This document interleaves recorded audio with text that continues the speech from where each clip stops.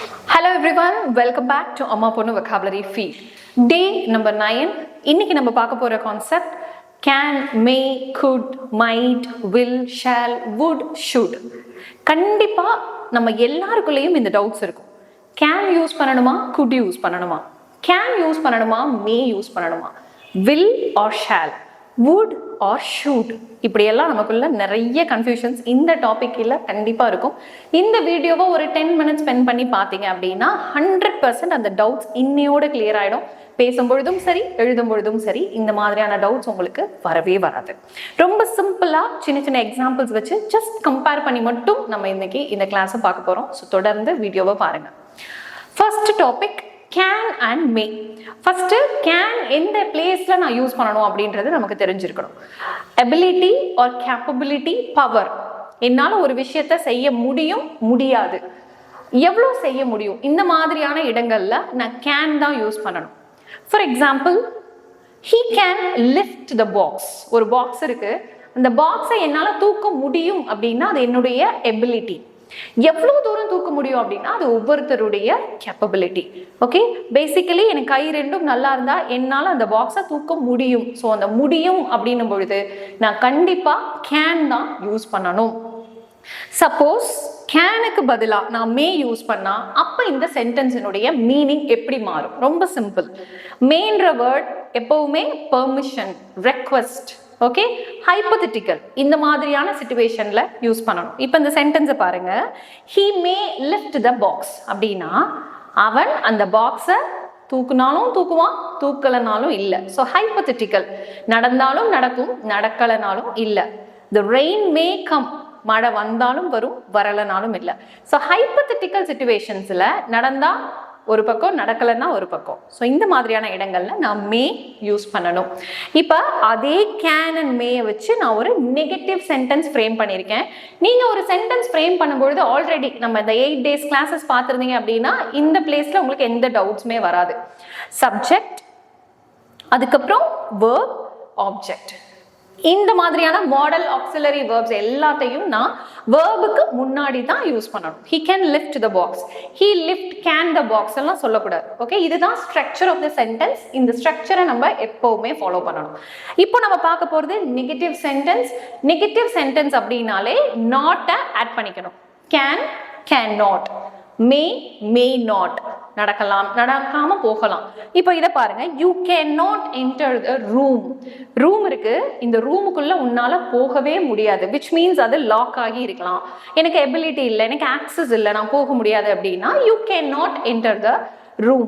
Okay, இப்போ அதே can, cannot, affirmative sentence, negative sentence, ஒரு கொஸ்டின் இன்டரோகேட்டிவ்ல நான் எப்படி இந்த கேனை யூஸ் பண்ணி ஒரு கேள்வி கேட்கறது? கேன் ஐ ஹெல்ப் யூ அப்படின்னா என்ன அர்த்தம்? கேன் ஐ ஹெல்ப் யூ அப்படின்னா என்னால ஹெல்ப் பண்ண முடியும், எனக்கு அந்த அபிலிட்டி இருக்கு, ஸோ நான் உனக்கு ஹெல்ப் பண்ணலாமா? ஓகே, இஃப் இன் கேஸ் கேனை எடுத்துட்டு நான் மே ஐ ஹெல்ப் யூ அப்படின்னு கேட்டேன்னா நான் ஹெல்ப் பண்ணட்டுமான்னு உனக்கு ரெக்வஸ்டா கேட்கிறேன்னு அர்த்தம். May I help you, may I assist you அப்படின்னா உங்க கூட உதவி செய்யலாமா அப்படின்னு சொல்லி ரெக்வஸ்டா கேட்கிறோன்னு அர்த்தம். இதே கேன் யூஸ் பண்ணா என்னால உதவ முடியும், எனக்கு அந்த கேப்பபிலிட்டியும் எபிலிட்டியும் இருக்கு, ஸோ உங்களுக்கு உதவலாமா அப்படின்ற மீனிங் தான். இப்போ இனி நம்ம இது ஸ்போக்கன் ஆஸ்பெக்ட்ல பார்த்துட்டு இருக்கோம் இல்லையா, பேசும் பொழுது ரொம்ப டீப்பா கேன் யூஸ் பண்ணணுமா, மே யூஸ் பண்ணணுமா அவ்வளோலாம் சிந்திக்க வேண்டாம். மே ஐ ஹெல்ப் யூவும் கேட்கலாம், கேன் ஐ ஹெல்ப் யூவும் கேட்கலாம், தப்பே கிடையாது. பட் இந்த எபிலிட்டி சம்பந்தமான விஷயங்கள் வரும் பொழுது I can lift the box, என்னால தூக்க முடியும், may I lift the box, there is a difference. Okay, hypothetical சிச்சுவேஷன்னா மே தான், எபிலிட்டி கேப்பபிலிட்டி சம்பந்தப்பட்ட விஷயம்னா கேன் தான். இப்போ இதை இன்னும் சில எக்ஸாம்பிள்ஸ் நீங்க பாத்தீங்க அப்படின்னா டெஃபினட்டா உங்களால ரொம்ப கிளியரா அண்டர்ஸ்டாண்ட் பண்ணிக்க முடியும். ஸோ நான் could அப்படின்றது ஒன்றுமே கிடையாது, கேனுடைய பாஸ்ட் ஃபார்ம், அது நமக்கு நல்லாவே தெரியும். பட் இந்த கேன், மே இது எல்லாமே ஃபியூச்சர் டென்ஸில் தான் நான் யூஸ் பண்ணணுன்றது டென்சஸ் பார்த்தவங்களுக்கு ஒருவேளை தெரிஞ்சவங்களுக்கு நல்லா தெரியும். அப்போ சில பேருடைய மனசில் அந்த டவுட் இருக்கலாம், கேனுடைய பாஸ்ட் ஃபார்ம் could, அப்புறம் எப்படி அதை நான் ஃபியூச்சர் டென்ஸில் யூஸ் பண்ண முடியும் அப்படின்லாம் கன்ஃபியூஷன்ஸ் இருக்கும். அது எல்லாமே கிளியர் பண்ணுறதுக்கான செஷன் தான் இது. ஒரு வேர்டை எடுத்துக்கிட்டோம் அப்படின்னா அந்த வேர்டை நம்ம என்னென்ன மாதிரி யூஸ் பண்ணலான்றத கம்ப்ளீட்டாக தெரிஞ்சுக்கிட்டோம் அப்படின்னா அந்த டவுட்ஸே வராது. ஓகே, இப்போ ஃபஸ்ட்டு ஃபார்ம் பாருங்கள், பாசிபிலிட்டிஸ். எவ்வளோ பாசிபிலிட்டிஸ் இருக்கோ அந்த இடத்துல நான் குட் யூஸ் பண்ணலாம். There could be a bomb under your seat. எனக்கு ஒரு ப்ரிடிக்ஷன் இருக்குது, ஒருவேளை அவருடைய சீட்டுக்கு கீழே பாம் இருக்குமோ அப்படின்ற ப்ரிடிக்ஷன் இருக்குது, பாசிபிலிட்டிஸ் இருக்க வாய்ப்பு இருக்கு அப்படின்னும் பொழுது நான் அந்த குட் யூஸ் பண்ணலாம். There could be a bomb under your seat. இப்போ நான் ஒரு சென்டென்ஸ் சொல்ல நீங்க இந்த வீடியோ கவனிச்சுட்டு வரீங்க அப்படின்னா உங்களுடைய நோட் புக்ல நீங்க இதுக்கு ரெலவெண்டான ஒரு சென்டென்ஸை உங்க ரியல் லைஃப்ல நீங்க கனெக்ட் பண்ணி எழுத முடிஞ்சா எழுதுங்க. there could be a chance. Okay, அங்க ஒரு வாய்ப்பு இருக்கலாம். ஒரு பாசிபிலிட்டி சொல்லும் பொழுது நான் could யூஸ் பண்ணலாம். ஓகே, இது ஒரு சினாரியோ. நெக்ஸ்ட் பாருங்க, ஃபார்மலான ரெக்வெஸ்ட். நான் ஃப்ரெண்ட்லியான ரெக்வெஸ்ட் பண்ணும் பொழுது கேன் யூஸ் பண்ணிக்கலாம். ஓகே, கேனோ மேயோ யூஸ் பண்ணிக்கலாம். ஃபார்மலாக நான் ஒரு ரெக்வெஸ்ட் பண்ணுறேன் அப்படின்னா நான் கண்டிப்பாக குட் தான் யூஸ் பண்ணணும். For example, could I talk to mister Arun. Arun அப்படின்றவர் அஃபிஷியலி கொஞ்சம் ஹையர் பொசிஷனில் இருக்கவராக இருந்தாங்க அப்படின்னா நான் அவங்க கிட்ட ஃபார்மலாக ஒரு ரெக்வெஸ்ட் பண்ணுறேன்னா can I talk to mister Arun கேட்குறத விட could I talk to Mr. Arun polite conversationல மேக்ஸிமம் could யூஸ் பண்ணலாம். polite conversation, ஃபார்மலான ரெக்வெஸ்ட் அப்படின்னா 100% could தான் யூஸ் பண்ணி கொஸ்டின் கேட்கணும். ஓகே, இப்போ நெக்ஸ்ட் பாருங்க, ரொம்ப இன்ட்ரெஸ்டிங்கான விஷயம் இது. நிறைய பேருக்கு இந்த டவுட் இருக்கும். Negative sentence, the doctor could not save the patient. இது நமக்கு பார்க்கும்பொழுதே புரியுது, டாக்டரால் அந்த பேஷண்ட்டை காப்பாற்ற முடியலை. ஓகே, காப்பாற்ற முடியலை அப்படின்னும் பொழுது இது ஒரு பாஸ்ட், நடந்து முடிஞ்சிருச்சு. இப்போ நடந்து முடிஞ்சிருச்சு அப்படின்னும் பொழுது நம்ம இதுக்கு முன்னாடி கிளாஸஸ்ல டூ டிட் எல்லாம் பார்த்தோம் இல்லையா? இப்போ why not did not hear அந்த கொஸ்டின் வரலாம். The doctor did not save the patient அப்படின்னு நான் எழுதுனா இந்த சென்டென்ஸ் தப்பா? குட் நாட்டுக்கும் டிட் நாட்டுக்கும் என்ன டிஃபரன்ஸ் அப்படின்னு கேட்டீங்கன்னா கண்டிப்பா டிஃபரன்ஸ் இருக்கு. ஒரு சின்ன டிஃபரன்ஸ் தான். என்னன்னு சொல்றேன். The doctor could not save the patient அப்படின்னா த டாக்டர் த பேஷண்ட்டை சேவ் பண்றதுக்கு மேக்ஸிமம் எஃபர்ட் போட்டாங்க. ஓகே, போட்டும் அவங்களால அது செய்ய முடியல. அவங்களுடைய எபிலிட்டியை சொல்லும் பொழுது நான் கண்டிப்பா குட் நாட் தான் சொல்லணும். இந்த பிளேஸ்ல நான் டிட் நாட் போட்டா அபத்தமான தப்பு. அது டிட் நாட் போட்டா என்ன மீனிங்னா அவர் எந்த முயற்சியும் பண்ணலன்னு அர்த்தம். Doctor did not save the பேஷண்ட்னா ரொம்ப எஃபர்ட்லெஸ்ஸா அந்த பேஷண்ட்டை அவர் சேவ் பண்றதுக்கான எந்த முயற்சியுமே செய்யலன்ற மீனிங், அப்படி கம்ப்ளீட்டா மீனிங் மாறிடும். அதனால இந்த மாதிரியான நெகட்டிவ் சென்டென்ஸ் ஃப்ரேம் பண்ணும் பொழுது நம்ம ரொம்ப கவனமா ஃப்ரேம் பண்ணணும். ஓகே, இந்த குட் நாட்டுக்கு இங்கிலீஷ்ல இன்னொரு ரெலவெண்டான ஒரு வேர்டு இருக்கு, ஏபிள். ஏபிள்னு சொல்லுவாங்க. Able is equal to good. I could do this அப்படின்னா நீங்க ஏபிள் கூட யூஸ் பண்ணிக்கலாம். Okay, the doctor was not able to save the patient அப்படின்னாலும் ஈக்குவல் மீனிங், ஒரே meaning. could not can be replaced with the word able here. able, could ரெண்டுமே use பண்ணிக்கலாம். was not able to, was ன்னு தான் போடணும் ஏன்னா அது past tense. was not able to save the patient. again ஸ்ட்ரக்சரை மட்டும் ஒரு முறை லிசன் பண்ணுங்க. subject, அதுக்கப்புறம் could not, verb, object. இங்க question type வரும்பொழுது எப்பவுமே modal verbs முன்னாடி தான் இருக்கணும். so could I talk to Mr. Arun. so next concept பார்க்கலாம். may, might, must. இது மூணுக்கும் ஒரு சின்ன டிஃப்ரென்ஸ் ஒரு கம்பேரிசனோட பார்த்துட்டோம் அப்படின்னா கண்டிப்பாக கன்ஃபியூஷனாக நம்ம அவாய்ட் பண்ணிக்கலாம். மே அப்படின்னா பாசிபிலிட்டின்னு ஞாபகம் வச்சுக்கோங்க. மைட் அப்படின்னா லெஸ் பாசிபிலிட்டி, அந்த வாய்ப்புகள் ரொம்ப கம்மி. மஸ்ட் அப்படின்னா கிரேட்டர் பாசிபிலிட்டி, கண்டிப்பாக அப்படின்ற மாதிரியான மீனிங். ஓகே, சென்டென்ஸில் பார்த்துடலாம். It may rain to night அப்படின்னா இன்னைக்கு மழை வருவதற்கான வாய்ப்பு இருக்குது. ஓகே, வாய்ப்பு இருக்குது, ஜஸ்ட் பாசிபிலிட்டி வர மாதிரி இருக்கே அப்படின்னு சொல்லுவோம். It may rain to night. Okay, இப்போ இதையே நான் மைட் யூஸ் பண்ணுறேன். இட் மைட் ரெயின் அப்படின்னா வர்றதுக்கான சான்சஸ் ரொம்ப கம்மி, ஆனால் வர்றதுக்கு கொஞ்சம் பாசிபிலிட்டிஸ் இருக்குது, லெஸ் பாசிபிலிட்டி அப்படின்றத நான் ஒரு இடத்துல காட்டணும்னா மேக்கு பதிலாக நீங்கள் மைட் தாராளமாக யூஸ் பண்ணிக்கலாம். அது நீங்கள் பாஸ்டில் இருக்கா, ஃப்யூச்சரில் இருக்கா, ப்ரெசன்ட், அதை பற்றி யோசிக்க வேண்டிய அவசியமே கிடையாது. பாசிபிலிட்டிஸ்னால் இங்கே கம்பேரிசன்.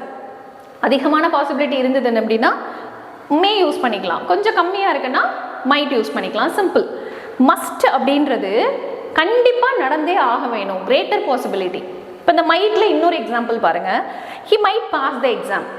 எக்ஸாமில் பாஸ் பண்ணுறதுக்கான வாய்ப்பு ரொம்ப கம்மி, இருந்தாலும் பாஸ் பண்ணிடுவான். ஓகே, கொஞ்சம் பாசிபிலிட்டி இருக்குது. மஸ்ட் அப்படின்றது கிரேட்டர் பாசிபிலிட்டி. எக்ஸாம்பிள் பார்ப்போம். ஹி மஸ்ட் கம், அவன் வந்தே ஆகணும். ஓகே, அவன் கண்டிப்பாக வரணும், வேறு சாய்ஸே இல்லை. Second sentence, he stay in 5-star hotel, he must be rich, அவன் கண்டிப்பாக வசதியானவனாக தான் இருந்தே ஆகணும், ஏன்னா அவன் 5-star ஹோட்டலில் தங்குறான். ஓகே, அப்போ இந்த இருந்தே ஆகணும், செஞ்சே ஆகணும்னு கிரேட்டர் பாசிபிலிட்டி இருந்ததுன்னா நம்ம மஸ்ட் யூஸ் பண்ணிக்கலாம்.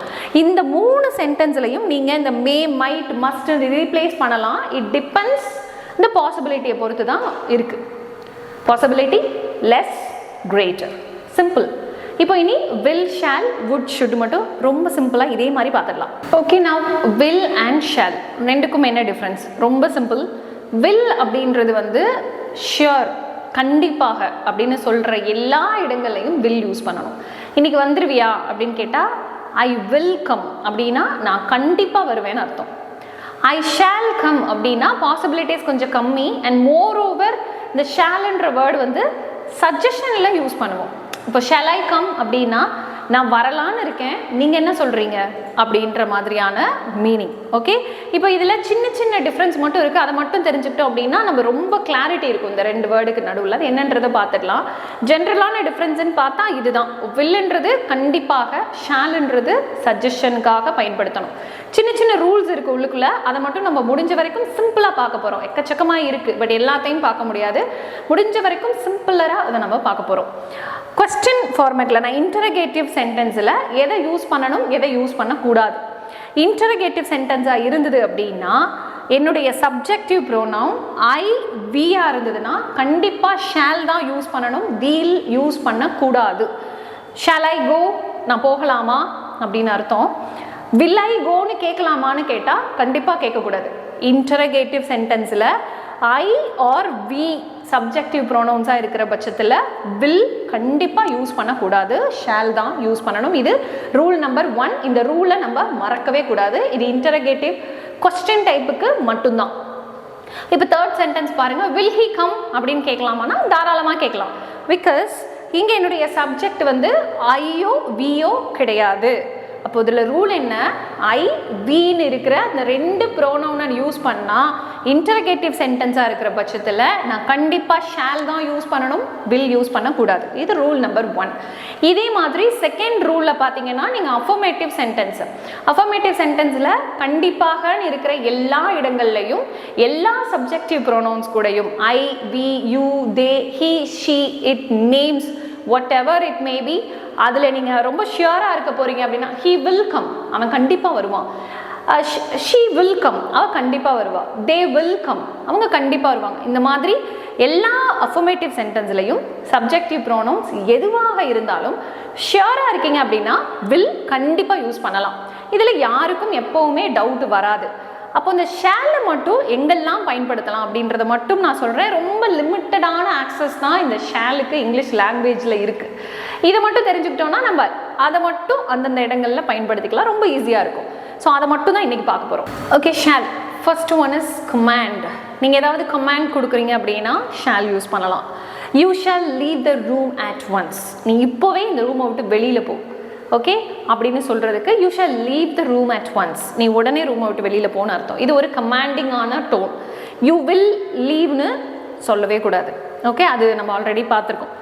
இப்போ செகண்ட் வந்து ப்ராமிஸ். நான் ஏதாவது ப்ராமிஸ் பண்ணுறேன், ஏதாவது உறுதியாக இது உங்களுக்கு நடக்கும்ன்றது மாதிரி நான் சொல்கிறேன்னா ஷால் யூஸ் பண்ணலாம். யூ ஷால் பி அவார்டட், உனக்கு நான் அவார்ட் கண்டிப்பாக கொடுப்பேன், உங்களுக்கு நீங்கள் என்ன வேலை செஞ்சீங்கன்னா அதுக்கான மரியாதை உங்களுக்கு கண்டிப்பாக கிடைக்கும்னு நான் ஒரு விஷயத்துக்காக ப்ராமிஸ் பண்ணுறேன் அப்படின்னா யூ ஷால் பி ரிவார்டட் அப்படின்னு சொல்லலாம். யூ வில் பி ரிவார்டட் அப்படின்னா கண்டிப்பாக உனக்கு அவார்டு கிடைக்கும்னு அர்த்தம்.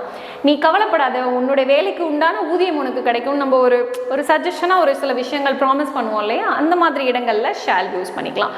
பட் நீங்கள் இன்டர்சேஞ்ச் பண்ணி யூஸ் பண்ணாலும் தப்பே கிடையாது ஸ்போக்கனை பொறுத்த வரைக்கும். அதனால தான் சொல்கிறேன், எப்போவுமே கிராமரை ரொம்ப டீப்பாக டைவ் பண்ணி பிகினிங்லேயே இது சரியா அது சரியான அந்த கன்ஃபியூஷன்ஸ் வந்துருச்சுன்னா பேசும்பொழுது 100% கான்ஃபிடென்ஸோடு நம்ம பேச முடியாது. அதனால் முடிஞ்ச வரைக்கும் அதை லிமிட்டடாக தெரிஞ்சுக்கிட்டு அந்த தெரிஞ்ச விஷயத்தை மட்டும் பேசி ப்ராக்டிஸ் பண்ணுறது ரொம்ப சரியான விஷயம் இந்த லாங்குவேஜை இனிஷியலாக கற்றுக்கணும்னு நினைக்கிறவங்களுக்கு. அதனால் இந்த டே 1லேருந்தே நான் உங்களுக்கு கொடுக்குற சீரீஸே அப்படி தான் இருக்கும். எது தேவையோ அதுக்கான அந்த விஷயங்களை மட்டும் சொல்லிட்டு அதுக்கான எக்ஸாம்பிள்ஸ் இப்போ நான் சொல்ல நீங்களும் உங்களுடைய நோட்புக்கில் இது ரிலேட்டடான சென்டென்ஸ் ஃப்ரேம் பண்ணிகிட்டே வந்தீங்கனாலே இது ரொம்ப ஈஸியாக இருக்கும்.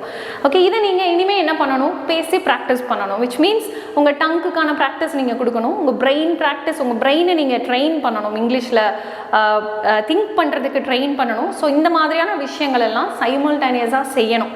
ஜஸ்ட்டு நான் ஒரு யூடியூப்பில் வீடியோ பார்க்குறேன், கிராமரை தெரிஞ்சுக்கிறேன், அதை நான் நோட்புக்கில் ப்ராக்டிஸ் பண்ணுறேன், அன்னைக்கு என்னோடய ஃப்ரெண்டுக்கிட்ட நான் பேசுகிறேன் அதை அப்படின்றதால மட்டும் நம்ம இங்கிலீஷோடைய ஃப்ளூவன்சியை அச்சீவ் பண்ண முடியாது. அதை மைண்டில் வச்சுக்கணும். எப்போவுமே ஒரு லாங்குவேஜ், அது எந்த லாங்குவேஜாக இருந்தாலும் சரி, உங்கள் டங்கான ப்ராக்டிஸ், அந்த இன்டர்னேஷனை அடாப்ட் பண்ணுறதுக்கு நீங்கள் கொடுத்தே ஆகணும். அப்போதான் எந்த தயக்கமும் இல்லாமல் நமக்கு தெரிஞ்ச விஷயத்த கூட ஒரு 4 பேர் முன்னாடி நம்மளால் ஃப்ரீயாக பேச முடியும். பிரெயின்கான ப்ராக்டிஸ் 100% கொடுக்கணும். ஏன்னா இது ஒரு லாங்குவேஜ். இதை நீங்கள் மேக்ஸ், சயின்ஸ், சோஷியல் மாதிரி படித்து பைஹார்ட் பண்ணி அப்படியே சொல்கிற விஷயம் கிடையாது.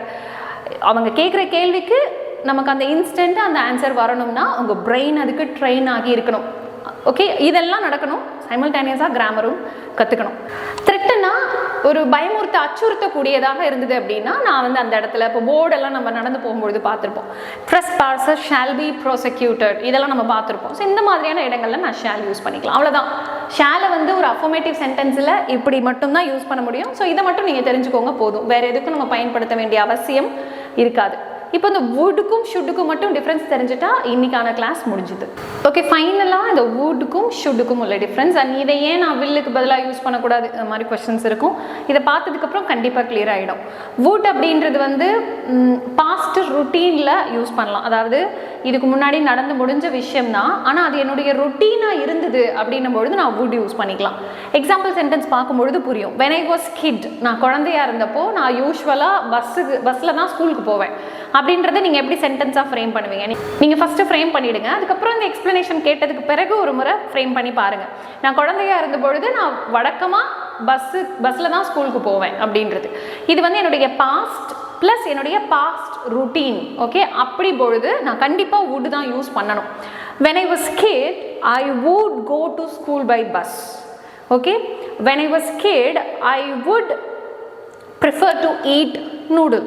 Okay, what ever it maybe, அது பாஸ்ட் ரொட்டீனாக இருந்தது அப்படின்னா நான் கண்டிப்பாக வுட் யூஸ் பண்ணணும்.